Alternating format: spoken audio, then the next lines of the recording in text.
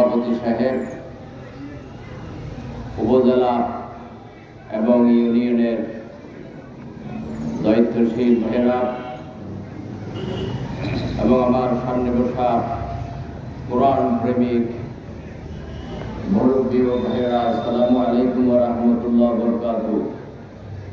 আল্লাহ পাকের শুকরিয়া আদায় করছি যে আমরা এমন একটা সময়ে আমরা মাহফিলের আয়োজন করতে যাচ্ছি, যে সময় সমস্ত মুসলমানদের জন্য আনন্দের সময়।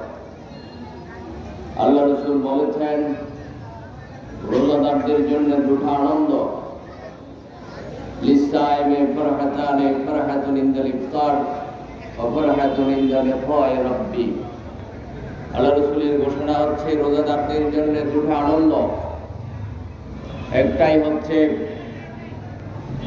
ইফতারের সময়, আরেকটা হচ্ছে আল্লাহর সাথে সাক্ষাতের সময়। ইফতারের সময়, এই সময় সমস্ত মুসলমানদের, সমস্ত রোজাদারদের জন্য অবশ্যই আনন্দের কথা। আল্লাহর হাবিব বলেছেন যে কারণ এই সময়ের মধ্যে যখন রোজাদাররা বিভিন্ন রকমের খাবার নিয়ে সামনে খাবার নিয়ে ঘাটাঘাটি করে কিন্তু খায় না, ওই সময় আল্লাহ পাক ফেরেশতাদের কাছে জিজ্ঞাসা করে যে ফেরেশতারা দেখো, বাংলাদেশের কক্সবাজার জেলার মহেশখালী উপজেলার বনক ইউনিয়নে পানিছড়া গ্রামের পানিছড়া দাখিল মাদ্রাসা ময়দানে এত মানুষ বসে রয়েছে, কিন্তু কেউ কিছু খাচ্ছে না, তার কারণটা কি? ফেরেশতারা জবাব দেবে যে আল্লাহ পাক শুধুমাত্র তোমার ভয়ে খাচ্ছে না। কেন আমাকে ভয় করে? তারা তো আমাকে দেখিনি, তারা জান্নাত দেখিনি, জাহান্নাম দেখিনি, কেন তারা আমাকে ভয় করবে?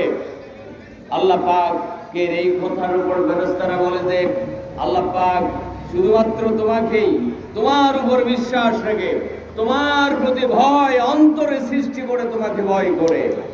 আল্লাহ পাক বলবেন যে ফেরেশতারা তাইলে তোমরা তাদেরকে জানিয়ে দাও, সমস্ত ফেরেশতারাই তোমরা সাক্ষী থাকো, আমি তাদের সমস্ত গুনাহ মাফ করে দিলাম, আলহামদুলিল্লাহ। আল্লাহ পাক এই ইফতারের সময় রোজাদারদের গুনাহ মাফ করেন, এই জন্য এটাই আনন্দের সময়। আরেকটা হচ্ছে আল্লাহ পাকের সাথে সাক্ষাতের সময়। কিয়ামতের ময়দানে জান্নাতের ভিতরে আমরা আল্লাহকে দেখতে পাবো। আমরা দুনিয়াতে কেউ আল্লাহকে দেখবো না। কেউ যদি বলে আল্লাহকে দেখেছি, আমি এই কথা যে বলে তার চিকিৎসা করতে হবে, কারণ তার শয়তানে পাইছে। দুনিয়াতে কেউ আল্লাহকে দেখবে না। আল্লাহ পাকের ঘোষণা হচ্ছে ফামান কানা ইউরদু লিকা রাব্বিহি ফালইয়ামাল আমালান সালিহা। যদি কেউ আল্লাহর সাথে সাক্ষাৎ করতে চাও, আল্লাহর সাথে দিদার লাভ করতে চাও, তাহলে পরে তোমরা ভালো কাজ করো, উত্তম কাজ করো, রমজানের পবিত্র রোজার মাধ্যমে আল্লাহর সন্তুষ্টি অর্জন করো, তাহলে পরে আল্লাহর সাক্ষাৎ হবে তোমাদের সাথে। আলহামদুলিল্লাহ, যে কিয়ামতের ময়দান আল্লাহর আমাদের সাক্ষাৎ হবে। রোজাদারদের এই দুটা আনন্দই হচ্ছে আনন্দের বিষয়, আনন্দের খবর রোজাদারদের জন্য। রোজাদার আসলে রোজাদারদের প্রতি আল্লাহ সন্তুষ্ট, যে রোজাদাররা রোজা রাখার পরে তাদের মান মর্যাদা আল্লাহ পাক এইভাবে বাড়িয়ে দিলেন। আল্লাহ পাক বললেন রোজা হবে আমার জন্যে, সুতরাং তাদের রোজার বিনিময় আমি আল্লাহ।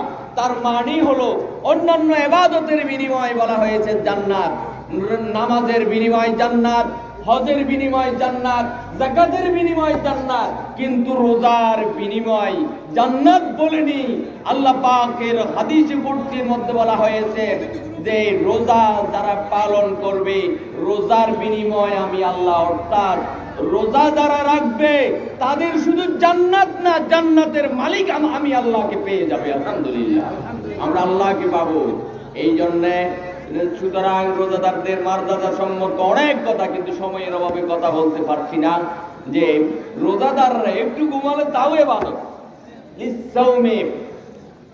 লিসাইমে ইবাদাতুন, রোজা নওমুস সাইমে ইবাদাতুন, রোজাদারদের ঘুমও ইবাদত, আনাফসুহু তাসবিহাতুন, তাদের প্রতিটা শ্বাস প্রশ্বাস তাসবিহ সমতুল্য হয়ে যায়।